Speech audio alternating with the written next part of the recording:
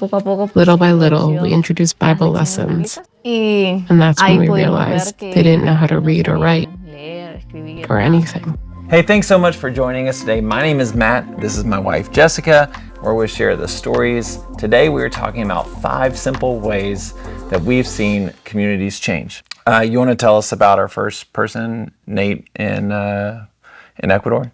Nate's a soccer coach. He just started a soccer club because he was bored one summer. I think he literally, words, right? Those are his words.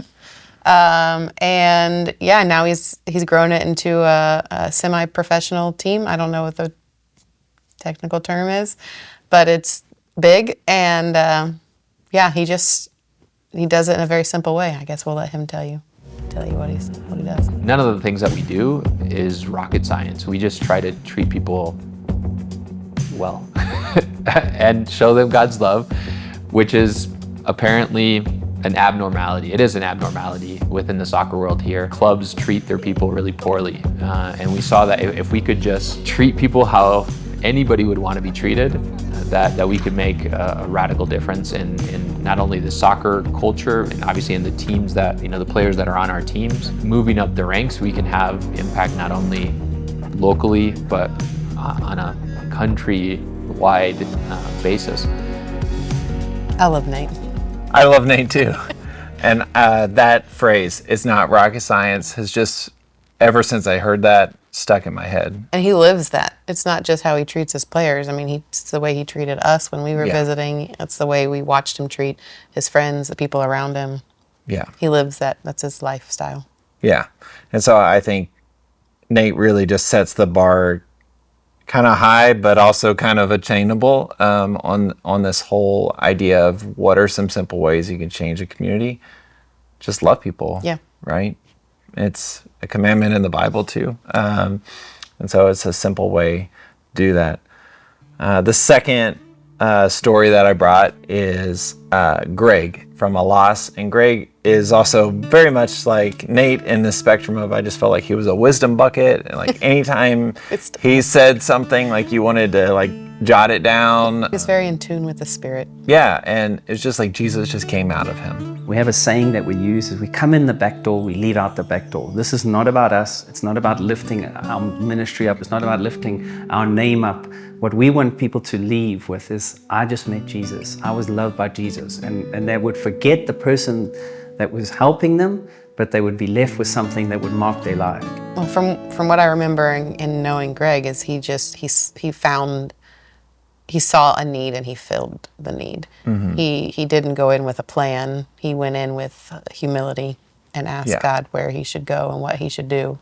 And he saw a need for people with disabilities to feel valued and to feel cared for and give them a purpose in life, and helping people at the end of their life and helping them to remain dignified and respected in their community and as they enter heaven well.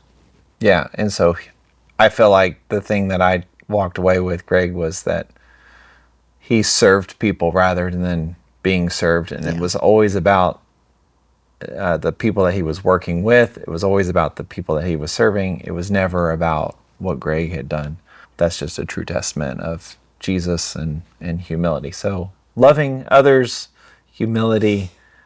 The next one is what we opened up this episode with. Nayeli is talking, and she's sharing how they had started Bible studies at this little squatter village, and then found out that their kids couldn't even read, right? This is Daniel's response to that problem, Nayeli's husband. In that moment, I felt like the worst missionary ever. This is what you need, this is my thoughts. This is what you need. I know what you need. Since that, Nayeli said, somebody has to do it. And I was like, but how? I don't know how to do it. I don't have the tool. Then thanks God, Miriam came. It was just 2 weeks after we started the program, the literacy program. She came like an angel because she is a teacher, and now she's running the program. I just love how he said she was an angel. Miriam is an angel. Miriam is an angel. She's very sweet and very good at what she does. Yes, I loved watching her through the camera, right? How she would care for kids, serving at the church, whether that be at La Sierra. Sometimes we come in with a plan thinking like, oh, this area will need this. We should teach people the Bible. Well, I mean, that doesn't sound like a bad plan. But if your audience doesn't, or the people you're trying to reach doesn't know how to read and write, well, they're not going to be able to read their Bible. Right. So being willing to adapt in the community that you're in. Yeah, being able to adapt. And then also, I think Daniel shows us that he didn't have the tools, right? He says, I didn't have the tools to do this. And then God sends his angel, Miriam, right, who can be a teacher. And so it also teaches us kind of a bonus lesson. To include other people. Yeah, to partner with others. This next one I think was super cool. Kind of this unqualified and taking a step of faith, even if you weren't sure you could do it. During the pandemic, like we were all still here, and I just had a lot of cases where people were coming to me, they were getting depressed, they were, you know, getting emotionally down, like they were locked in, a lot of youth, a lot of women. I was like, what helps me is sports, working out, like how can I do this? Didn't really feel qualified because I couldn't even do one push-up when I started. But like always in the Bible says, you know, Jesus, God, you know, helps the unqualified and to do extraordinary things. It's just something that I've always felt like I had in my heart, like working with young girls like I felt, you know, and making them feel like they can do something. It's another example of seeing a need and trying to solve a problem.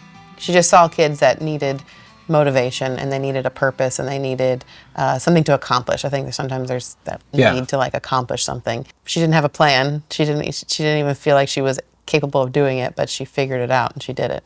Right. And I think traditionally we would look at it and go like, oh, just invite that teenager or those teenage girls to a youth group or something like that, which they have on their campus. But because they do this other thing where it's a different way to connect with people, I think that's led to more fruit. And I think that leads us really nicely into our last video. And this one is actually a ministry in the United States. We got the privilege of traveling to Wisconsin in the summertime. And we met up with Inspiration Ministries, which is a home for adults with disability. We have the opportunity to engage. And so whether we're eating lunch with them, whether we're swimming with them, whether we're just taking a walk with them, I think that's the opportunity we have as a staff and also as volunteers to really engage and to just be here for them, because we have to remember this is their home. And some of them aren't able to come out of the home. And so we want to be able to give life to them and to speak life, to live life, and to help them, you know, remember the importance of just living well. Engage. That's the word that kind of sticks out to me after listening to Emily talk. Engaging with people, and that's what we did at Inspiration. I love what she said about just reminding herself that, you know, that's their home, that's where they live, and giving them a space that is not only safe and good for them, but also a space that is where they can flourish, that they don't just live there just because that's the right place for them, but they live there because they want to, and it brings them joy, and they provide that atmosphere to give them that. What out of these 5, is there one of these particular stories that you're like, oh, this one really just resonates with me, like I would cheer this one on, maybe not more than others, but...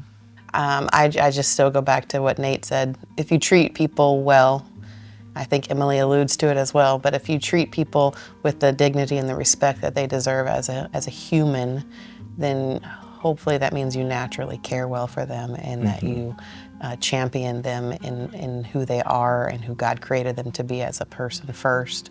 And then you hopefully guide them and lead them and take them hand in hand to introduce them to Jesus and show them that life with him is better. So, yeah. But it starts with seeing the person for who God created them to be. Yeah, absolutely. I think that is a common thread through all 5 of these stories, is that if you're loving someone the way that Christ calls us to love people, you will be humble. You will listen first. You will take steps of faith and move into ways that you thought you may not be qualified in. And you will engage and bring people along and go to others. So we want to toss the question to you guys too. What's something that you've seen in your community that has changed, or an idea that has changed a community, or what are one of these stories that really resonates with you? We'd love to hear your thoughts in the comments. And also check out their stories that are live on our YouTube page as well. Maybe learn a little bit more about these ministries. Pray for one of these missionaries. Thank you so much for listening and tuning in.